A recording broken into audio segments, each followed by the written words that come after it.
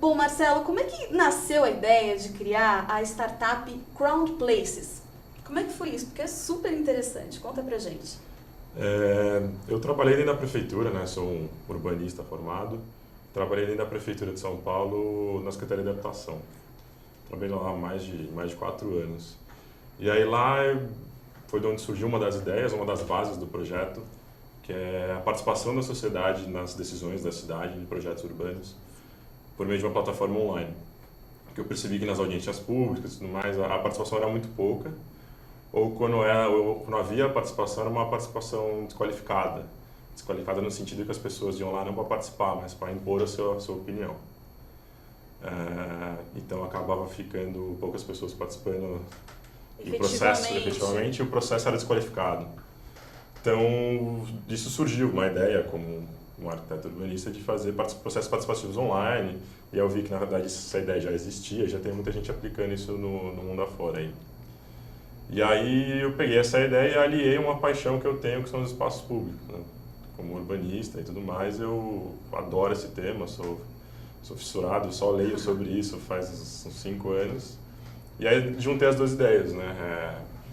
Aí criei a startup, que é uma startup que quer revitalizar espaços públicos, especialista em espaços públicos, e a gente quer que esses espaços sejam co-criados de forma online, através de uma plataforma online.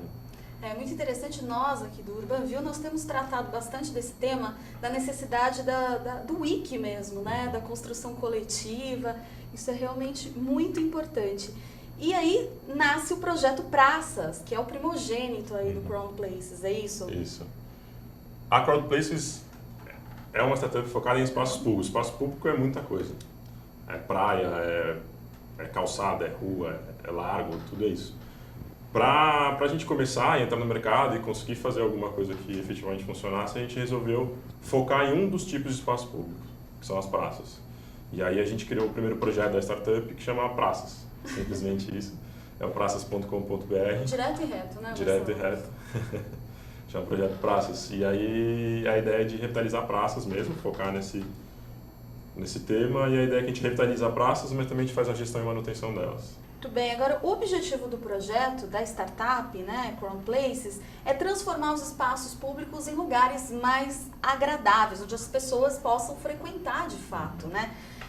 Você acredita que esses espaços eles têm se deteriorado ou as pessoas de alguma forma têm perdido essa necessidade de passear, O que você tem percebido nesse teu estudo?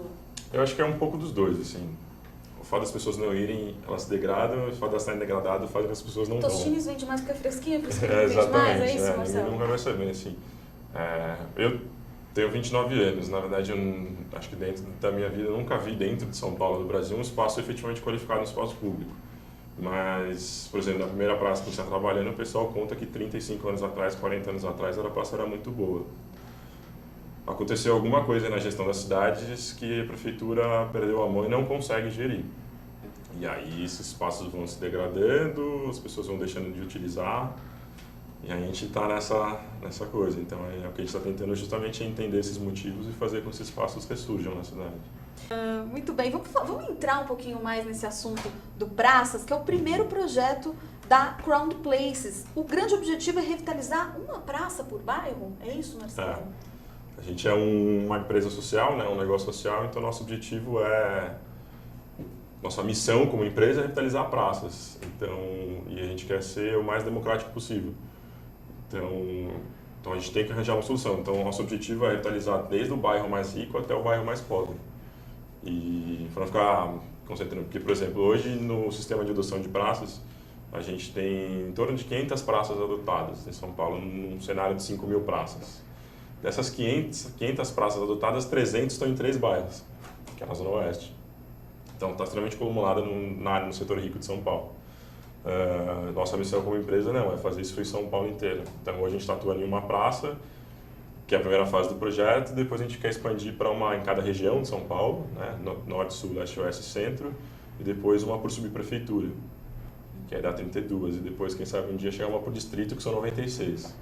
Então, chegar no âmbito nacional também, Marcelo? Chegar no âmbito nacional também. Esse é o objetivo? Né? A gente está iniciando para São Paulo, a gente só tem capacidade de atuar em São Paulo. A gente está super no começo, mas a gente quer crescer para o Brasil sim. A legislação de adoção de praça, ela nasce em São Paulo. Não sei exatamente quando foi, mas eu sei que foi mais de 15 anos atrás. E nasce em São Paulo que cria essa legislação, e hoje 23 capitais do Brasil têm essa legislação. Então, o Brasil inteiro está pedindo ajuda, na verdade. Todos os governos estão pedindo ajuda para a gente gerir essas praças. Por favor, né? É isso aí. E como é que as pessoas podem colaborar com esse projeto? E quando eu falo pessoas físicas e jurídicas, as empresas também de alguma forma, né? Você mesmo colocou que é importante que essas adoções de praças não fiquem acumuladas só numa determinada região da cidade. Como é que as pessoas podem participar? Então, primeiro as pessoas físicas, elas podem participar, lá no nosso site tem, se ela morar perto da praça que a gente está atuando, ela pode ser amiga da praça, ou ela pode ser um voluntário do projeto, ajudar a gente de várias formas possíveis. Na verdade, a gente está super aberto a receber propostas. A gente iniciou isso no projeto semana passada, a gente abriu um link lá para as pessoas serem voluntárias, a gente já recebeu 10 cadastros lá, então a gente está super focado nisso. As pessoas podem indicar uma praça, porque a gente não tem as praças pré-estabelecidas, a gente vai de acordo com o que as pessoas demandarem. Na verdade, isso ao mesmo tempo que é um mapeamento colaborativo de praças, que a gente não sabe quantas praças efetivamente tem na cidade, a gente tem um grande número, que são 5.000, e as pessoas podem atrair o nosso projeto para a praça delas. E empresas, instituições, elas podem patrocinar todo esse projeto, né? O projeto ele é financiado pelo mercado privado, tem alguma coisa do setor público atuando, mas a essência dela é o mercado privado. Então, empresas pequenas, grandes, que quiserem adotar essa causa, adotar esse projeto, realizar uma praça para o bairro em São Paulo, pode entrar em contato com a gente, porque ele é financiado por empresas. Olha aí, que dica interessante. A gente está falando de praças, de parques. Qual é a relação entre essas duas coisas? Qual a diferença, Marcelo?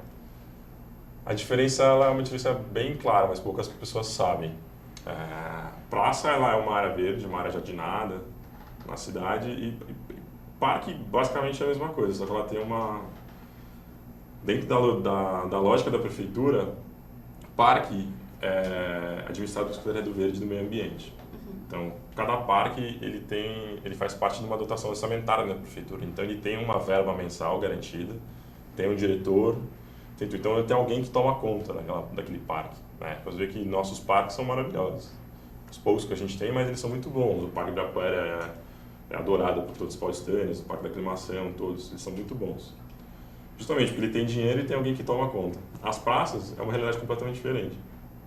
Ela não tem isso, né? As pessoas dizem que é de responsabilidade da subprefeitura, mas no nosso entender não é. Na verdade, a subprefeitura ela é só responsável por fazer a capinagem e tem pouco orçamento para isso. Então as praças estão abandonadas por isso, porque ela não tem dinheiro e não tem ninguém cuidando disso. Então justamente o que a gente quer fazer é trazer essa lógica de estruturação dos parques para a praça, sem efetivamente ela virar praça. Dois exemplos. Você tem o Parque Buenos Aires, que fica na Avenida Angélica. Ele era uma praça e se tornou parque. Fisicamente é exatamente a mesma coisa. Mas ela mudou, porque ela mudou a estrutura lógica dentro da prefeitura. Ela passou a ter um responsável e passou a ter orçamento. Então, todas as pessoas querem transformar as praças em parques. Na verdade, a gente está tentando fazer justamente isso, sem que ela se transforme em parque burocraticamente dentro da prefeitura. Agora a gente vai entrar numa questão polêmica, que é o fechamento da Avenida Paulista para o tráfego aos domingos, não é, Marcelo? Isso, das 9 às 17 horas. O que você pensa desse projeto? Tem gente discutindo que é bom, tem gente falando que não, tem gente falando que deveria continuar até depois das 17 horas. O que você pensa sobre o assunto? Eu acho fenomenal. Eu não tive oportunidade de ir lá ainda, mas eu acho maravilhoso. Assim. É uma das questões... A gente reclama tanto de burocracia da prefeitura e tudo mais. É uma questão que, numa canetada, a gente criou um dos maiores espaços públicos da cidade. Né? Sem orçamento, sem gastar um dinheiro, sem gastar nada. Tem um pouquinho de operação da CT ali para fechar a rua. Mas, assim, eu acho fenomenal. Assim. Agora, é importante criar um espaço de convivência e lazer em um dos endereços mais importantes de São Paulo? Ou talvez seja o caso de criar esse mesmo espaço de convivência em um outro local? O que é mais assertivo, na sua opinião? A gente tem que ter os dois, a gente não precisa escolher nenhum nem outro. A gente precisa revitalizar as praças, melhorar os parques e fechar a rua ao domingo. Não vejo nenhum problema, assim, não é uma questão de um ou outro, assim, tem que ter tudo. Uhum. Esse seria um exemplo de revitalização do espaço público?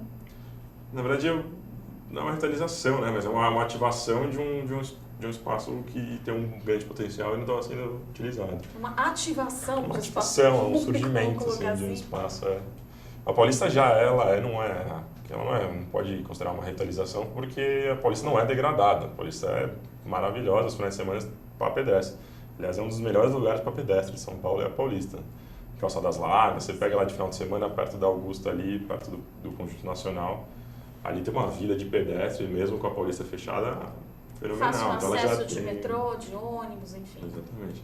E aí, o prefeito foi nessa linha de Bogotá, dessas outras cidades que deram super certo e está trazendo para São Paulo. Acho que foi assertivo, sim. Muito bem.